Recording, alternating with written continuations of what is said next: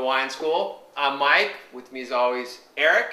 Special guests today. We got Jesse and Brad. What's up, guys? What's happening? Thanks for coming in. Thank you. Drinking some wine with us. Today's Wine School is brought to you by Newport Beach Pad. So if you're looking for a great beach rental down in Newport Beach, check them out online, newportbeachpad.com. So with that, today we're going to drink a Chinon. And this is a real exciting wine. It's a wine that not too many people know about. And Chinon is an area. You know, in France and in Europe, they label grapes or wine by where they're made, not by what grapes go into them. And so there's this little town called Chinon, and it is in the Loire Valley. So the Loire Valley is kind of north of Paris, and it's one of the most picturesque places to go in France. If you're going to go to wine country in France and you want scenery, the Loire is just beautiful and brilliant. Way more interesting than Bordeaux. All of the wines are very, very different. And right in the middle of the Loire Valley, they grow a couple of different types of wine. They grow Sauvignon Blanc, which is obviously a white, and they grow Cabernet Franc, which is a red. And they make that in really two different towns. There's a town called Bourgogne, and there's a town called Chinon. And they both produce this Cab Franc. Now, Cab Franc is one of the parents of Cabernet Sauvignon. And so I think of Cab Franc as kind of like Cabernet Light. It tends to be, for me, all the flavors are just kind of muted a little bit. So everything that you're used to with a Cabernet is in a Cabernet Franc, but just sort of suppressed a little bit, which makes it a very approachable wine to drink. And a lot of times, if you don't want that really brutal, heavy, Cabernet, chocolate yoo-hoo and vodka sort of, power behind it, it'll make a great wine to drink. And one of the things I love about the Cab Francs from the Loire is they're super cheap. So this bottle of wine, this is probably one of the better producers. We're drinking today a Charles Joguet, he's one of the archetype producers of Cab Franc. And we're drinking the Cuvée de la Cure 2009. So this is one of the top higher end Chinons, and it was $20. Nice. Oh, Wow. wow, that's amazing. Yeah. So I think it'll be interesting to see what you guys think of it, especially if it's your first time drinking a wine that's 100% Cab Franc. Yeah. It is. Well, and you guys have had Cab Franc a lot because they put it blended. Yeah. Yeah, they use it as a blend and all the time, right? And a bunch of different varietals. That classic Bordeaux blend tends to have a little bit of Cab Franc in it, just to kind of lend it a little bit more aromatics. It's a little lighter. I will tell you though that in the Loire you do get some pretty radical soil variations, and there's another river that kind of hits the Loire called the Vienne, and Bourgogne and Chinon are kind of right there. And so depending on where the grapes are grown with respect to the river Vienne, you get some different characteristics. So I actually have had some Cab Francs that are really kind of dark and powerful, and other ones that are sort of light and fruity. This one should be sort of smack dab in the middle. Since it is a cold climate, we'll probably expect to see a little bit more acid on it. But let's get our noses in it and see what we think about it. It's got good legs. It's very strong.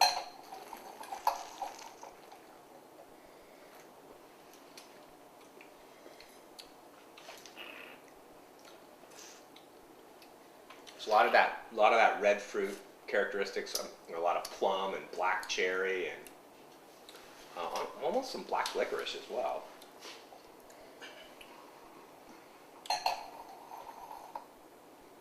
Will I be creating that more stronger texture? So that texture that you're getting is from the skins of the grapes. Okay. So they're letting the grapes sit on the skins for a while, and that makes it a pretty full-bodied wine. The way that I think about body in wine, people talk about body, like what the hell is body? It's, in my mind, I think of it as similar to milk. So if you're drinking like skim milk versus 2% milk versus like whole milk, right? You can tell the difference right away. Yeah, and with the wine and with the way it feels in your mouth, that thickness is going to correlate to one of those. I wouldn't quite put this at whole milk though. I would put it maybe, in sort of the 2%, maybe a little thicker than 2%, 2.5%. 2+ kind of things. I'm getting some pepper spiciness in this too. Yeah. And question, how do you tell a Cab Franc from a Cab Sauvignon? Is like one particular thing to look for? Because to me they're somewhat similar. Yeah. And you said this is kind of the parent of a Cab Sauvignon, but I'm not clear on what to look for to tell them apart. Yeah, that's an awesome question.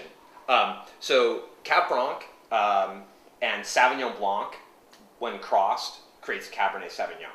So Cab Sauvignon has half the DNA of Cab Franc. You would think that there would be a lot of very similar characteristics between them. So certainly that green pepper, that green bell pepper, that jalapeno-ish characteristic, you'll get. And a lot of those same similar flavors, the dark fruits, the dark currant, will be the same. Right. So to your point, like, how do you tell the difference? So for me, I find that Cab Franc is more floral. It's more aromatic than a Cab Sauvignon. You kind of feel it in the back of your throat, and when you smell it, it kind of wafts in a little bit. Yeah, so especially California Cabs, it's lots of oak, lots of tannin, lots of black currant, and not much else in there with it. Whereas Cab Franc, you get more of this kind of these herbally notes, these floral notes, a little violet, and it's kind of a little bit lighter. So for me, I don't get the kind of the tannin feel where it's just drying out your cheeks and stuff like that. Definitely tastes acidic though. It definitely has acid, and, Yeah. and that's because it's grown in a cold Yeah. climate, so the grapes don't get as ripe. And It's a very unique taste. Yeah, there's Yeah, not much it's- sugar in this wine at all either. It probably wouldn't hit you too hard hangover-wise. Definitely. depends on how much you drink. Yeah, exactly. So question, what would you drink, or what would you eat with this? What would you pair with this? Any thoughts? I would go with a beef or a lamb. Yeah, definitely. Yeah, so both great options. Obviously, Cab goes great with beef and steak and lamb and all those sorts of Roast, things.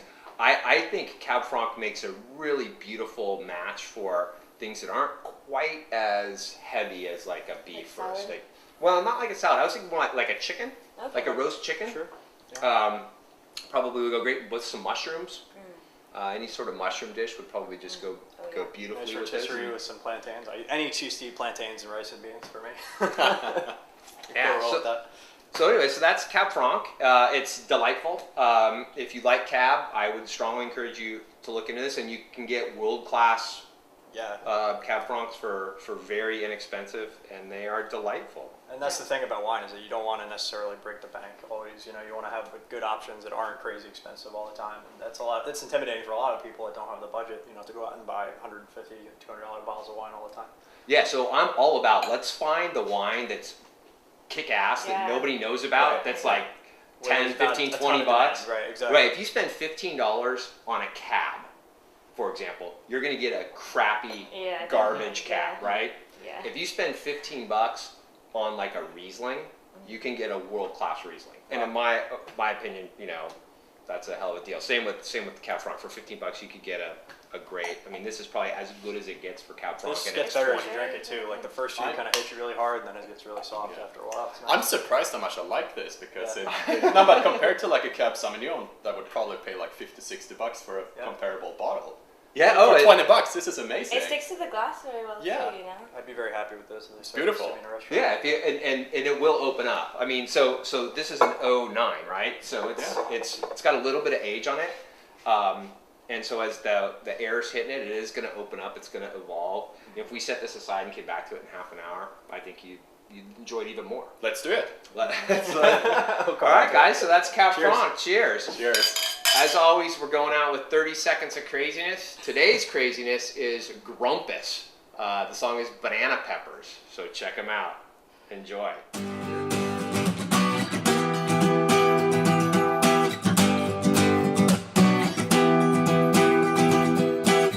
I ran afraid of the shadows over me.